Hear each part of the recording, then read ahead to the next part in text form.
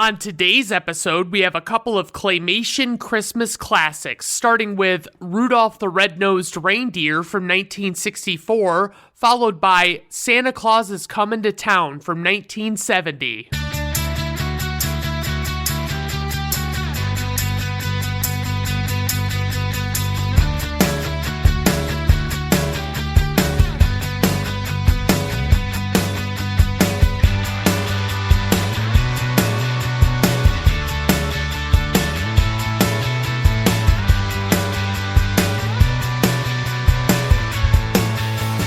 All right, everyone. Welcome to Brandon at Random Reviews. I am your host, Brandon Griffiths. Thank you for stopping by. I do appreciate it.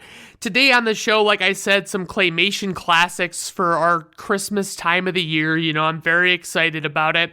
So, I did want to talk a little bit about just Christmas in general for me. Some topics around the Christmas season that come up that I just really wanted to clear the air on. So let's start with eggnog. So I can see where most people would probably, I could see definitely not liking eggnog. And I'm just kind of one of the few people I know that is very middle of the road. Like, I don't love eggnog and I don't hate eggnog. And I mean, it's very bizarre to me. I mean, it basically just tastes like liquefied sugar cookies to me. But, that's not all bad. And I find it funny that, people are very polarized about it, and it's just like, I don't know, I don't doubt that there's a lot of good reason for it. For desserts this time of year, I love my grandma, who passed away a few years back, she had a recipe for these really good chocolate chip cookies that are rolled in powdered sugar, and if you get them right, they are just phenomenal, and I could eat like 12 dozen of the fucking things. Yeah, that's right, 12 dozen, and I adore them. I enjoy most of the types of pies that you can have at Christmas and things like that. I mean, there's a lot of cool stuff. There's very little in the way of dessert that I'm not a fan of, but for the regular food, I could go all over the board. I mean, I struggle because, like, for Thanksgiving, I don't really care for turkey so much. Like, I don't hate it. It's a very flavorless meat, I mean, you've got to drench it in fucking gravy to get it to taste like anything. And it's like, why are we eating this? Why is this, I get it. I get that it's, it's a big fucking bird, so you can feed a lot of people with it, and that's beneficial. So, you can't really complain about that. But it's also not ideal, like the fact that the taste is so mediocre, in my opinion. On Christmas Day, if you ever make it known that you might be alone on Christmas Day, chances are pretty good your loved ones will like insist that you not be alone on Christmas Day. And to me, that's just no big thing. I don't give a shit if I have to be alone on Christmas Day. I am alone most of the time outside of the holidays and family get-togethers. There's nothing wrong with me spending all that time alone. Why can't I spend the day alone when, it's Christmas Day? I mean, you can go on Christmas Day and you can obviously see movies in theaters and things like that. And, that's something to do. But I mean, to me, I don't really like to go to theaters on Christmas Day, even though it's kind of fun because it's like one of the few things you can do. I really don't like to support people having to work on Christmas Day for that reason. You know what I mean? It doesn't really seem right to me, but I don't think that's ever going to change. It's been that way forever. I think the only time they probably weren't open was like 2020 during the pandemic, but other than that, I don't know. I mean, that is the one thing. So mostly everything is closed. There's like one or two restaurants or whatever, a lot of Chinese places are open. And, I think maybe Denny's is open, but it's not great. I mean, like that's the worst part about that day is if you don't have anything specific to do, unless you've lined something up for yourself at your house, then you're kind of fucked for, getting out and doing anything because everything is shut down. So I actually this year pitched the idea, you have Black Friday, you have Cyber Monday, and, it's all very cool to get some deals and things like that. But I pitched the idea to my family, my immediate family, that we not do gifts this year, not do presents at all, just have a Christmas. We're all adults. We're all at least in our mid-30s at the youngest. And I'm like, honestly, we don't need to keep fucking doing this. I would much rather buy what I want and get it right fucking now. And the hardest thing about it is it's so tough to tell what to get everybody. They have to basically tell you what to get them. And ordinarily, they would normally just go and buy it themselves when they actually wanted it, but then they get to wait until the end of December to fucking get that gift. So, I mean, that's not ideal. Honestly, yeah, that's my brief rundown. I figure I wanted to kick off the Christmas season on that note, just to kind of talk a little bit about the different things for Christmas and, just kind of be broad about it. But, so obviously we've got a couple of movies. These are claymation stop motion movies that were made in the 60s and 70s, and they were produced by a duo named Rankin Bass, and they're pretty solid. They hold up pretty well. They're still entertaining for me when I watch them. So we'll start off with Rudolph the Red-Nosed Reindeer, released on December 6th, 1964, directed by Larry Romer, written by Romeo Muller, produced by Arthur Rankin Jr. So for the score, we have composer Johnny Marks, but honestly, Johnny Marks is the guy that originally wrote the song Rudolph the Red-Nosed Reindeer. I mean, I don't buy that he was actually the chief music maker in this movie, but he's the only one that's credited on IMDb and Wikipedia, and I don't know who to credit for having actually written the other songs, but I guess if they wanted to credit Johnny Marks, they just did. So for the voice cast, we have Burl Ives, who plays Sam the Snowman, and he's our narrator for the film. And he was in East of Eden, which has James Dean in it, and it is just not a great movie. I mean, James Dean was only in 3 movies, and from what I've seen, only one of those 3 movies was actually worth a shit, and it was Rebel Without a Cause. And that one even wasn't, spectacular to me. And then, he was in Cat on a Hot Tin Roof, which has, I think it's Paul Newman and Elizabeth Taylor. And, that's not a good movie either. That's fucking terrible. I don't like it at all. I thought it was useless. I mean, I thought it was just you're watching, it'd be like watching family, it feels real, you know what I mean? It feels like something that's really happening. It's genuine and everything. It's not something that's worth making a movie out of, in my opinion. So then we have Larry Mann, who plays Yukon Cornelius, the greatest prospector in the North. Billie Mae Richards, who spells it Billie. She's a woman. And she was credited as Billie Billy Richards to conceal the fact that she was a woman, because they didn't want people to know, she voices Rudolph, and they didn't want people to know that Rudolph was voiced by a woman. So then you have Paul Soles, who plays Hermie, Stan Francis, who plays Santa Claus, Janice Orenstein, who plays Clarice, and, this is a pretty solid cast. It's pretty wild to me, basically Burl Ives is American, as far as I know, and then the rest of these people are Canadian voice actors, so that's pretty wild. You never really hear about them in anything else, but I just thought it was interesting. So, for a plot synopsis, we have a young reindeer is mocked for his non-conforming light-up nose until he grows up and has it exploited in the name of mass materialism. All right, let's dive right into this fucking plot. So, at the beginning, we get this little collection of doom and gloom newspaper headlines juxtaposed against a blizzard. Sam the Snowman starts telling us who he is and where he is, which is the North Pole. I can't watch this. He has this moment where he's telling us where Santa and Mrs. Claus live, and he says that it's the last castle on the left, and he says, as a matter of fact, it's the only castle on the left, and he lets out this little hearty chuckle, and I always go, ha ha ha ha ha ha. Like, I just really let out an obnoxious, sarcastic laugh. It's too much. So anyway, Mrs. Claus is trying to fatten Santa up in time for Christmas, and I gotta be honest, Santa's weight is probably the least of his problems, as we find out later. A more major concern with him is just him being a giant fucking asshole.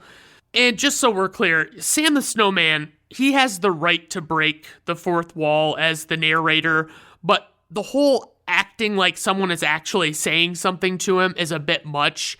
You know, we don't hear anybody's voices talking back to him, but he's like, "What? Rudolph? You never heard the story of Rudolph?" And it's like, no, just keep fucking going. So Sam breaks into the title song, and then it goes instrumental only as we get the opening credits with a medley of the different songs to be featured in the film. Sam tells of when Rudolph was born to his father Donner and his mother Mrs. Donner, because apparently the writers of this movie were completely out of name ideas and couldn't just call her Linda or some shit. So the two new parents quickly realize that Rudolph has a shiny red nose that lights up and beeps and whistles and all sorts of weird shit. The noises are not in the original Rudolph song, but they add tension to the story later, so I guess it's okay. So Santa shows up to greet the newborn and notices Rudolph's nonconformity as well. Donner assures Santa that Rudolph will grow out of it, but to be clear, Donner is not a fucking doctor, and as far as I know, Rudolph's would be the first illuminating nose case on record. So Santa suggests that if Rudolph doesn't grow out of the nose, that will mean that Rudolph might not actually be able to be on his team someday, because the North Pole is all about inclusion, guys. And honestly, if I were Rudolph in this situation, I'd be like, yeah, fuck you, buddy. You know what? I'll remember this interaction when the time comes. So Santa breaks out into the Jingle Jangle Jingle song. The songs in this movie are actually pretty fucking solid, I can't lie. So Donner decides that they'll hide Rudolph's nose under some clay or mud or whatever, and he just says that he'll get used to it. And Rudolph says, "It's not very comfortable." And it's like, yeah, I bet it's fucking not, Rudolph. You've got mud on your nose. So Donner says that there are things that are more important than comfort, like self-respect, and Donner just really seems like he'd be a great guy to hang out with, you know, a lot of fun. So Donner shows Rudolph how to be a reindeer, especially how to avoid the abominable snow monster. And it seems realistically like all of the folks in Christmas Town should just, you know, overwhelm the abominable with sheer numbers and kill him and be done with it, but they're just not doing that. So anyway, we get a glimpse of elf life and toy making, and we meet this one elf, Hermie, and we know he's important because he has real-looking eyes. Like, you can see the white of his eyes with black circles in the middle, but all of the other elves, for the most part, just have, like, single black dots for eyes. So, you know, that's just a neat little thing. So Hermie is just not happy in his work. He doesn't really like to make toys at all. So Hermie's boss, the head elf, chastises Hermie, and the other elves chime in, and Hermie says that he'd rather be a dentist. So Hermie is forced to work through break or risk being fired because, you know, they're not unionized at the North Pole yet, I guess. And the other elves have completely cast Hermie out because of his feelings on his career. And I will say that there is a lot of gay allegory in Hermie's story. I mean, if he's a gay elf, he's a gay elf, you know? I mean, that's not a big deal. Just be true to who you are, you know? But I mean, I haven't really sensed a real culture of acceptance at the North Pole, so it might kind of be a big deal that he's gay. So Donner is continuing to hide Rudolph's nose as he gears up to play in the Reindeer games. Rudolph meets another fawn named Fireball, and they become fast friends, and Fireball explains that the games are a great place to score some chicks, and the elves have what they call elf practice, which is basically just the head elf doing a fake voice and having them sing a song for the Clauses, basically. I mean, the elf talks like really mean and angry all the time, you know? And then all of a sudden, it's like Santa's around. He's like, "Oh, well, hello, Santa. How are you doing today?" You know, it's like, okay, yeah, that's one way to go. So Hermie is confronted for missing elf practice by the head elf guy because apparently Hermie contributes positively to the singing, at least, so that's good. Hermie's been fixing doll teeth while elf practice was happening, and the head elf just shoots him down and tells him that he'll never fit in, because he really thought, well, if I can integrate these two things of like making toys and being a dentist, that would be my ticket, So Hermie decides, after taking as much as he can stand, he goes AWOL and he leaves his elving duties by escaping out of a window in the workshop. And then back at the Reindeer games, Fireball points out that one of the does seems to like Rudolph, and he is just so fucking geeked about it. So Coach Comet organizes some flying lessons, and he has an awesome voice, by the way. And he's like, right. We won't be letting Rudolph play in any reindeer games. Right. It's ridiculous. So everyone fights to try the first flight, and, the first fawn really fucking sucks at it, but it was a good effort. And Fireball coaxes Rudolph to go meet the doe who was checking him out while he awaits his turn. Clarice is her name, and bless her heart, she is just trying to talk to Rudolph, but this fucking dope just keeps giving these very brief responses. Like, she'll ask Rudolph something, and he'll just say, yup. And it's like, no follow-up question, no nothing. And it's like, my God, dude, you got to do more than that. So that's pretty much my experience with online dating. But I would be in Clarice's shoes. That's the experience I have. They introduce themselves to each other, and Rudolph asks Clarice if she wants to walk home with him. And she says yes and tells him that she thinks he's cute. And Rudolph is immediately summoned by Comet to come take his turn in the flying lessons, and Rudolph is so fucking over the moon about Clarice, he just says, I'm cued, over and over, because he's got the fake nose on, so that's how he's talking. So Rudolph is basically just so horny that it allows him to fly all over the place like a champ, it's pretty fucking amazing. And then when he lands and he begins telling Fireball about what happened, they knock antlers together, just playing around, and Rudolph's fake nose falls off. So Fireball is freaked out at the sight of the red nose, and so is Comet and the rest of the reindeer as they begin calling Rudolph names. And there are very few adults in this movie. And I mean, there are characters of an adult age, but they're mostly pieces of shit. They're not very adult acting at all. So Santa tells Donner that he ought to be ashamed of himself, even though Donner's behavior was at least partially motivated by Santa, because Santa is the one who told Donner that if Rudolph didn't grow out of the nose, that he'd never be on the reindeer team. So, fuck Santa Claus in this fucking movie, honestly. Comet tells Rudolph that he won't be playing in any more reindeer games, and I just gotta say, what a great guy, class act, honestly. So as Rudolph walks away, Clarice stops him to comfort him, and she tells him she likes his real nose better than the fake one. And at that point, I really don't think that Rudolph would be able to tell the difference between romantic attraction and being overjoyed that someone is just being decent to him, So Clarice sings a little song, which is decent, but it's probably the weakest of the film. And Clarice's father shows up and breaks the two of them up and warns that he doesn't want Clarice to be seen with a red-nosed reindeer. So Rudolph's super fucking bummed out, obviously, and he sits on a snowbank where Hermie pops up, and they become friends over their mutual decision to become independent. So they decide to be independent together, and they keep using that word. I do not think it means what they think it means. So they agree to accept each other for who they are, and the gay allegories are as strong as ever. The two misfits go off on their own, and they have to dodge the abominable snow monster out in the wild. They meet Yukon Cornelius, who is a prospector that is looking for silver and gold, we're to understand. Sam the Snowman performs this nice silver and gold song that's just kind of a soothing little melody.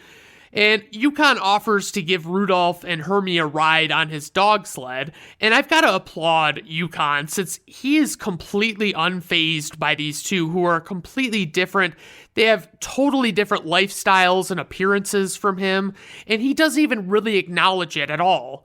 So Yukon struggles a great deal with getting his dogs going on the dog sled, and then we find out that Yukon calls the abominable snow monster a bumble, And that's what I'll be calling the abominable snow monster for the remainder of this movie.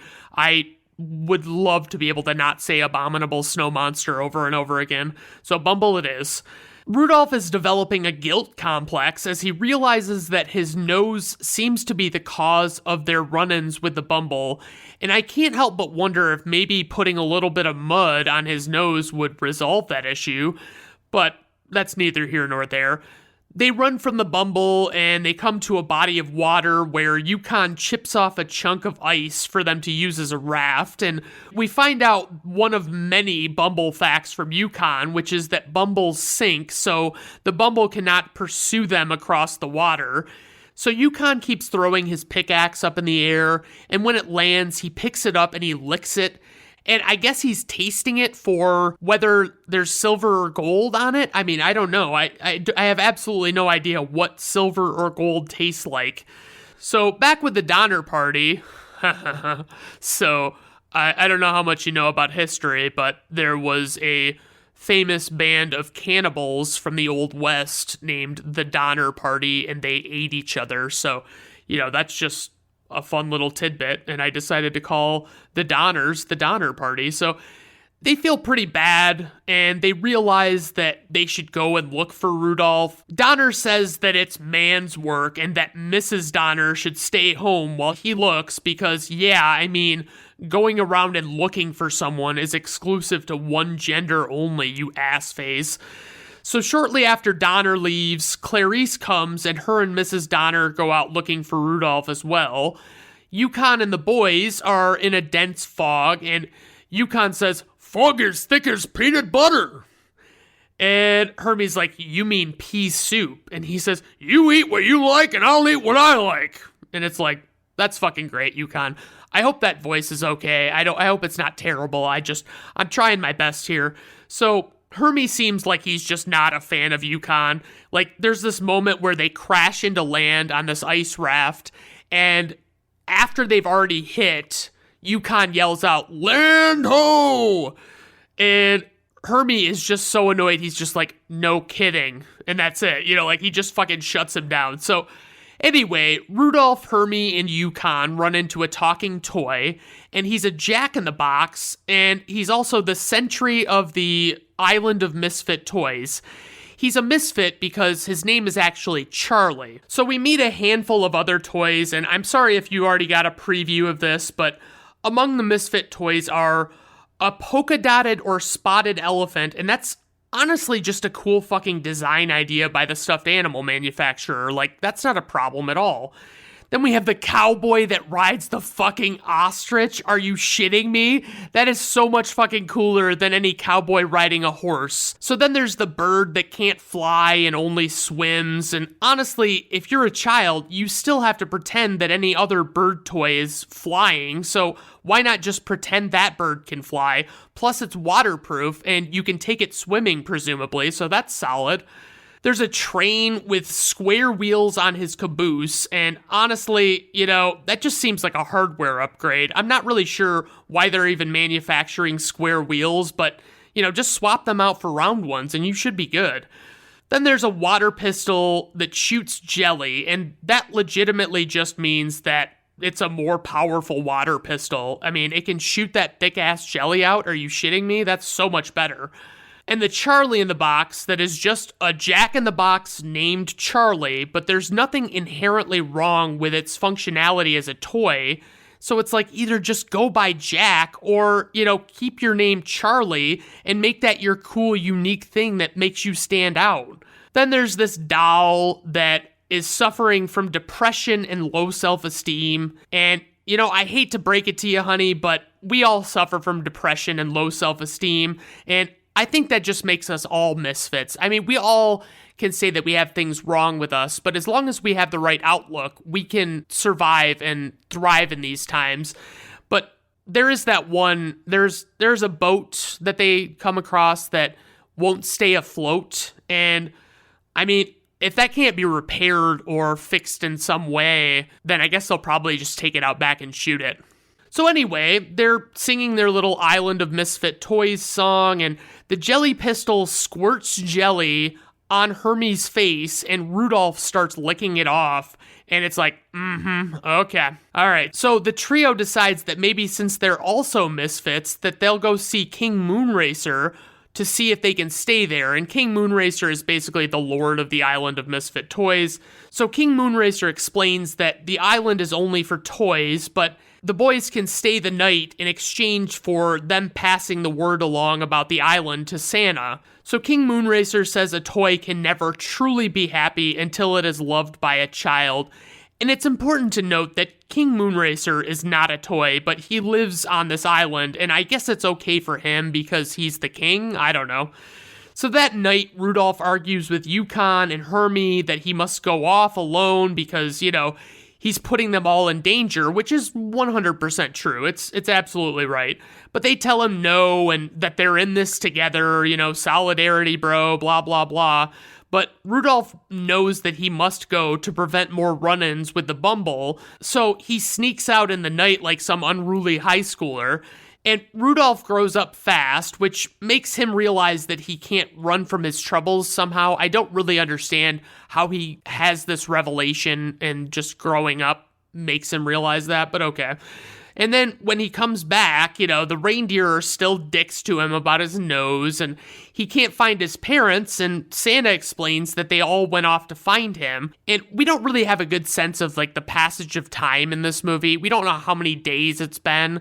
So it's it would appear that the Donners and Clarice went off looking for Rudolph quite a while ago, but we don't know. We don't know how long it was. So anyway, Santa is worried about not being able to get his sleigh off the ground without Donner because Santa only cares about those who are useful to him in some way.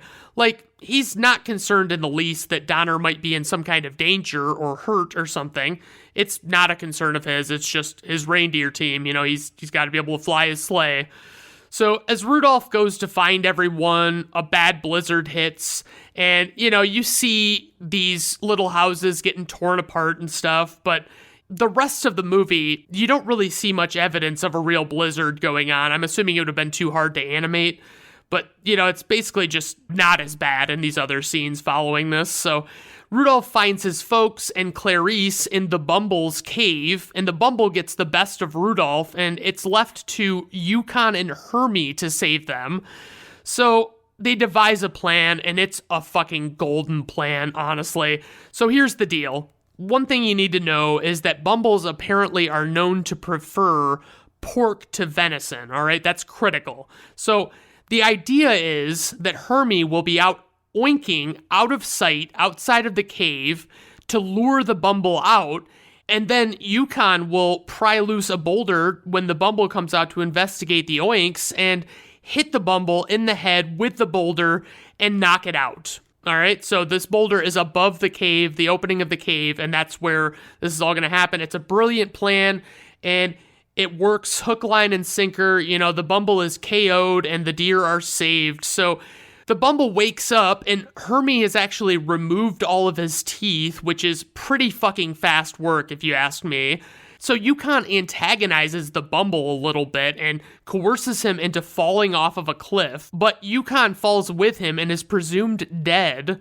And then, we look around at the bottom of the cliff, and we see absolutely nothing. We don't see, bodies laying on the ground way down there. We don't see anything, so you really don't know what to think. So the group returns to Christmas Town, and everyone makes amends with each other, and Santa promises to find homes for the misfit toys.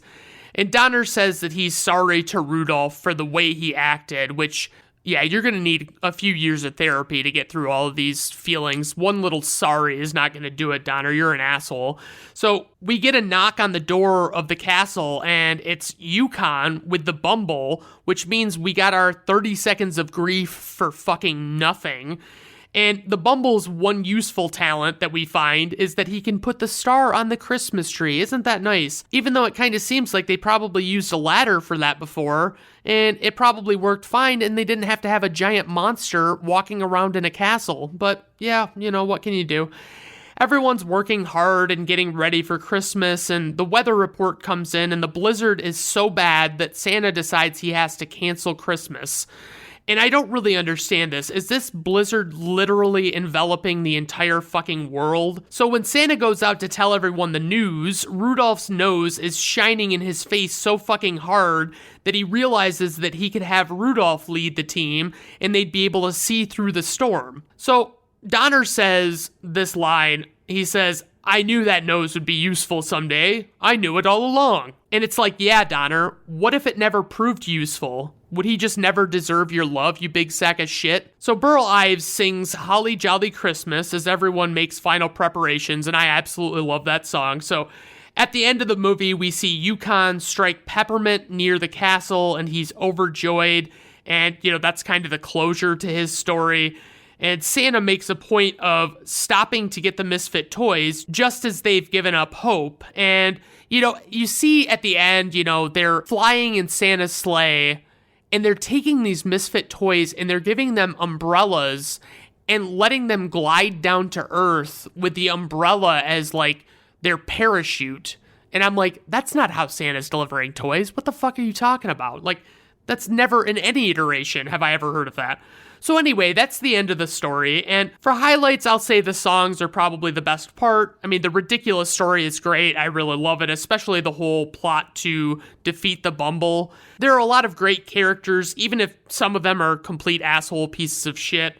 For criticism, I would say there's probably nothing wrong with this movie other than, give Mrs. Donner a real name and give the head elf a real name. I mean, how hard can it fucking be? I mean, just establish their names as you would in any other story. So we've got some production notes and trivia for this one. So when Yukon Cornelius throws his pickaxe into the ground and takes it out and licks it, he's checking neither for gold nor silver.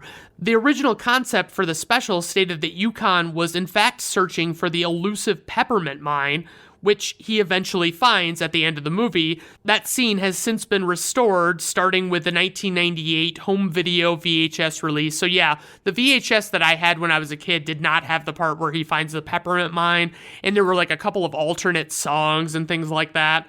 So Yukon Cornelius's stalwart sled dogs include a Cocker Spaniel, a Poodle, a Saint Bernard, a Collie, and a Dachshund. A little joke for you. I went to a zoo once. It was terrible. There was only one animal in the whole place. It was a dog.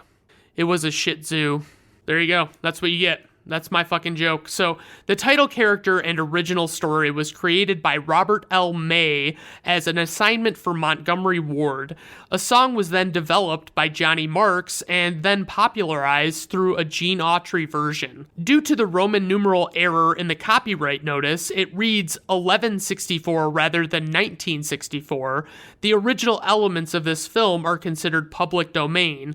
The songs and the story the film is based on are independently copyrighted, though. Aside from Burl Ives, all of the characters are portrayed by Canadian actors. I think I mentioned that. And apparently Burl Ives was actually the only one to get royalties in this film's cast. Like the whole cast, he was the only one. And everyone else was also presumably paid a lot less than him. So, just as a base salary, that's pretty fucking shitty. So a little bit of info and ratings, a runtime of 52 minutes, budget and worldwide gross are unknown. It was a TV movie, so it didn't really have any information on that. IMDb rating, 8.1. Rotten Tomato critics score, 95%. Rotten Tomato audience score, 76%. Personal rating, 5 out of 5 stars. I still watch this one every fucking year, and I never get tired of it. It's so great. Absolutely. Check it out if you've never seen it. So next up, we have Santa Claus is Comin' to Town, released on December 13th, 1970, directed by Arthur Rankin Jr. and Jules Bass. And they also made Rudolph, of course, and they made A Year Without Santa Claus, which is not very good. I don't really find it very enjoyable. The writer was Romeo Muller, producer Rankin and Bass. Soundtrack/score, we have Maury Laws, who did the music, and then Jules Bass, who did the lyrics. For the voice cast, we have Fred Astaire, who plays Special Delivery S.D. Kruger, and he is our narrator in this movie, and he was in a movie called Holiday Inn, which is one of the most fucking racist movies I've ever seen.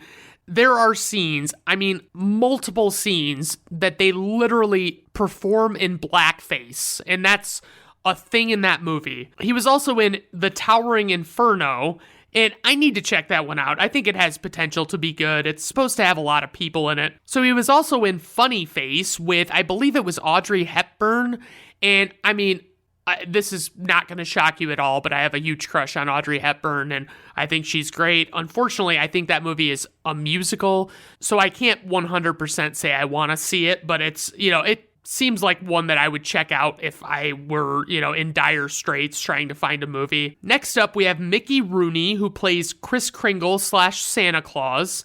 And he was married 8 fucking times in his life. He was in a movie called It's a Mad, Mad, Mad, Mad World, and it's supposed to be, I think, a comedy, but I only watched a little bit of it, and it was not for me. I don't know what it was about it. It wasn't great. He was also in Breakfast at Tiffany's, where he played the most racist character I've ever seen. It's like a caricature of a Chinese person, I think, if I recall correctly. It was at least an Asian person. It had to be. Yeah, so he basically has like these fake teeth in. He's made up to look Asian, and he's saying stuff with, like this Asian voice, and it's like, oh no, this is fucking terrible. How could you possibly think this was okay? So anyway, then we have Keenan Wynn, who plays Winter Warlock. Then we have Roby Lester, who plays Miss Jessica. Paul Frees, who plays Burgermeister Meisterburger, and apparently many other voices in this movie. And last but not least, Joan Gardner, who plays Tanta Kringle. For the plot synopsis, the origin story of Father Christmas, from toys and stockings to chimneys to his flamboyant red suit. Alright, so let's dive right into this fucking plot. So, the beginning of this fucking movie is so weird. It's like a news bulletin talking about children awaiting the arrival of Santa, and they explain that letters are piling up in the North Pole. And we get this special delivery SD Kruger guy driving around in a little mail truck that has skis on the front and a continuous track propulsion system on the back, like a tank or a skid steer or something. And I'm a little ashamed to admit that I had to actually look up what a continuous track was called because I couldn't remember at all. So SD explains that he not only gets letters about toys, but questions about Santa, and just basically wanting to know why he does things the way he does and why he looks the way he does. And I'm just kind of curious. I don't know if they spell this out in the actual movie, but why is SD Kruger opening these fucking letters that are addressed to Santa Claus? That's a federal offense. Anyway, it becomes pretty clear that SD Kruger is going to tell a nice 45 to 50 minute long story to answer all of these questions, and he starts to sing the title song, and then it goes instrumental, and we get the opening credits with a medley of the different songs we'll hear, much like in Rudolph. These are different songs from Rudolph, of course, but it's the same style of opening credits. So then when the credits end, he begins telling the story of Santa, starting with Santa as a baby. He tells of a small city called Sombertown, and oppression is very big in Sombertown, particularly due to the mayor, Burgermeister Meisterburger. A baby is left on Burgermeister's stoop with a letter asking him to take care of the baby, and I guess whoever the mom was assumed that he was wealthy enough and could afford to take care of a baby, but tragically she assumed that he was not a steaming sack of shit person. The baby has a small medallion that simply says Claus on it, and there are no other clues to his identity. So Burgermeister instructs the man who brought the baby in to take it to the orphanage. The man leaves and goes into a winter storm, pulling the baby on a small sleigh, and he loses the baby in all the wind and whatnot. And to protect the baby from the much-feared winter warlock that lives in the woods, a small group of animals comes and takes the baby and brings it to a house in the valley. And these fucking elves, surnamed Kringle, who are toy makers, live there. All of these elves have quite possibly the most annoying voices and ways of talking ever. They take the baby to the elf queen, Tanta Kringle, and they decide that they'll take care of and educate him, and essentially raise him. So they make all of these toys, but they have no one to give them to because all of the children live on the other side of the mountain. And they just let the toys stack up, basically. And it just kind of seems like they need to innovate their delivery process or relocate so that their supply can meet an undoubtable demand more efficiently. Anyway, Chris declares that someday when he grows up, he will take the toys and bring them to the children. And for those of you that don't understand a lot of storytelling, this is actually what I would call overt foreshadowing.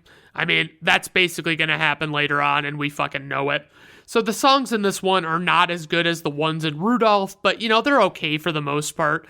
They get really repetitive, if I recall correctly. Like, they use the same melody for a couple of songs and just change the lyrics, but it's not really that bad. So also, throughout this movie, you get the voices of kids who the narrator is talking to also speaking. Think like an early 70s claymation Blues Clues where S.D. Kruger is Steve. They're answering his questions and talking to him, and that's it.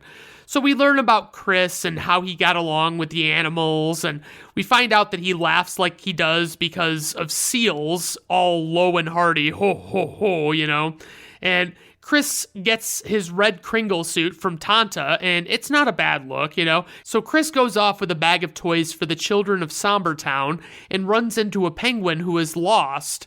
Chris names the penguin Topper because that's a good gender-neutral choice, and there's a brief run-in with the Winter Warlock, but Chris gets away, and the Warlock vows to get him on his way back through.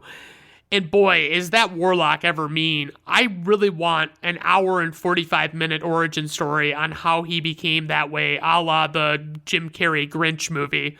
Just kidding, the Jim Carrey Grinch is fucking awful. I don't care what you say. So Chris and Topper find Sombertown, where the mayor, in a vulgar display of power, bans all toys as a result of a slip and fall accident where he sustained a fracture to his funny bone after tripping on a toy duck. Okay? It seems like a totally reasonable law. Like, if a public official accidentally stabbed himself with a fork, then you're going to want to ban all forks naturally. So there's a very long song about banning toys that the mayor and his right-hand man sing that sounds just like Tanta Kringle's, and so the children are washing their stockings and explaining that they have to hang them by the fire to dry, which is just more foreshadowing. Chris sees them and basically explains to them that they shouldn't be so bummed about chores because he brought them toys, So, I mean, why would they want to be pissed off about that? So then this stone cold fucking fox, Miss Jessica, walks up, and she's the school teacher in the town, and she chastises Chris for giving the children illegal contraband.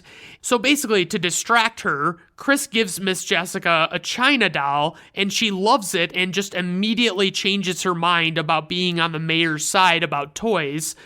And it's not really clear ever how Chris just knows exactly what people will like, especially adults, but he always fucking kills it on the gifts, man. So the mayor comes and sees the children playing with toys and says to have them arrested, Chris interjects, of course, and tells the mayor that it was him who gave them the toys. And the mayor orders that Chris be arrested, but Chris gives him a yo-yo, and the mayor just loves it, of course. And the mayor's right-hand man has to point out to him that the mayor is actually breaking his own law, and the mayor snaps out of it. But because the mayor is not exactly a forward thinker, he doesn't really quite learn the error of his ways in this moment. So Chris makes a break for it as the mayor orders him arrested again, and Chris, given what he has learned from the animals, can scale these walls and leap between buildings, and it looks patently absurd watching him do this, but it's pretty cool. So Chris ends up in Winter Warlock territory again, and the Warlock is pissed and traps Chris in a tree.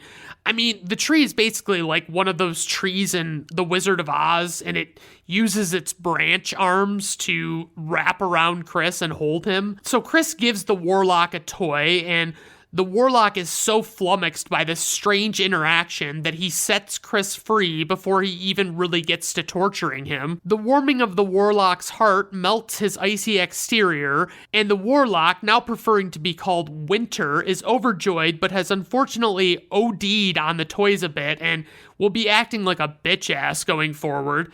So Chris breaks into his "One Foot in Front of the Other" song about changing your ways, which is easily the catchiest of the movie. I love it. So Winter promises to provide Chris safe passage in exchange for more toys, and he also shows him how to make a crystal ball out of snow. In the ball, we see Miss Jessica looking for Chris in the forest, and she brings Chris letters from the children asking for new toys since the mayor kind of destroyed their old ones. So Chris explains to her that he'll keep bringing the toys, but only if the children are good. He says that he'll know with the crystal ball, which is probably going above and beyond the concessions granted by the Patriot Act, and it's actually not entirely clear where we're at country-wise in the story, so I guess we're okay. Miss Jessica thanks him and kisses his cheek, and his face goes fucking bright red because I could just see Miss Jessica having that effect on men. So we see Chris checking over his list of kids and deciding who was naughty and who was nice, and then he basically just breaks down at the end and says that they were all pretty good, you know. So the mayor is getting increasingly aggravated that the kids keep getting toys somehow, and he orders all the doors be locked to prevent toys from being brought in. When Chris realizes this, he starts going down chimneys, and after every one of these little moments, I feel compelled to say, "So that's how that happened," like the little kids do that are talking to the narrator throughout this. The mayor's oppression of his people escalates when more toys emerge. He orders all the houses to be searched for toys, but Chris has put the toys in the stockings. Are these men the mayor sends out just a bunch of fucking rookies? I mean, you check those stockings, you know? You turn everything in the domicile upside down, man. Come on. The mayor vows to set a trap for Chris, and Miss Jessica overhears. But when she goes to warn him, she asks Winter for help, but he's all out of magic since he went on the straight and narrow. And the men come and arrest Miss Jessica and Winter for aiding and abetting a known criminal. And then they arrest Chris, and Miss Jessica pleads with the mayor to set Chris free, but what was the point of arresting Miss Jessica and not having her serve any time whatsoever? It doesn't make any sense. So then we get the worst song ever by Miss Jessica. It's this super late 60s, early 70s garbage, and we see all of this hippie nonsense, like flowers and stuff on screen. Miss Jessica has to try and set everyone free, and Winter tells her about his magic feed corn that makes reindeer fly. Miss Jessica identifies this as an opportunity to have his animal friends help break Chris out. So the reindeer get him out, and the mayor wants to hunt them all down and probably butcher them in front of their loved ones. Since Chris is a wanted man and there are posters out, he grows a beard to conceal his identity, but I mean, he's still wearing a red suit and otherwise matches the physical description of Chris, so I don't know how that's gonna work. So he asks Jessica to marry him as he takes the name Claus that he came with as a baby for further cover from the law. And is Miss Jessica's name really just Jessica, and they're calling her Miss Jessica? Or is Jessica a last name? I don't know. I'm sorry. I'm just perplexed right now. We get another awful song as the movie's wrapping up, and basically Santa decided to move to the North Pole and set up shop there. As he gets older and the workload gets worse, he decides to go only one night a year to give gifts to the children. And we get a bullshit explanation of why Burgermeister Meisterburger fell out of power, and so Chris just doesn't have to be an outlaw anymore. And I honestly could have used a bit of Burgermeister learning the error of his ways and becoming good, but I guess there wasn't really time for all of that, so that's the end of the movie. So my praise for this one, the story, the way it fits a lot of great stuff in to explain the whole Santa Claus lore. The performances are really well done, I think, and some of the songs are pretty good. That leads to my criticism, which is that most of the other songs are either repetitive or complete shit. So for info and ratings, we have a runtime of 51 minutes. Budget and worldwide gross unknown. TV movie, same deal with Rudolph. So IMDb rating 7.7. Rotten Tomato critics score 93%. Rotten Tomato audience score 81%. Personal rating 4.5 out of 5 stars. Something about it is just not as enjoyable as Rudolph, but I still really enjoy it, and I'm kind of surprised because I actually checked this one out when I was an adult, or I should say when I was older. I don't know if I'd ever call myself an adult, but I think I was, I must have been in my mid to late 20s or something when I first saw it, and it was just, I found it really enjoyable, surprisingly so, because usually if you don't grow up with this kind of movie, it usually is going to kind of suck, honestly. Like, it's just not as fun. And it's hard to explain that when, you have these movies that you love as a child and you're taking them and all of a sudden they're, you're trying to show them to other people that didn't see them when they were kids. And they're like, this is fucking terrible. Why the fuck do you like this? And it's like, you can't really explain it. And you know that objectively speaking, it's probably not that good, but you still like it. All right. Well, thanks everybody for tuning in today. I absolutely do appreciate it.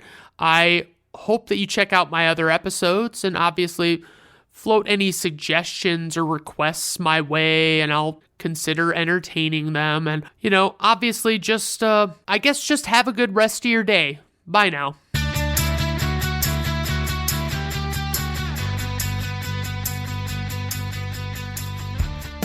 Brandon at Random Reviews is written, recorded, produced, edited, and engineered by Brandon Griffiths. The theme music is performed by Augusto Diniz and was acquired by way of Fiverr.com.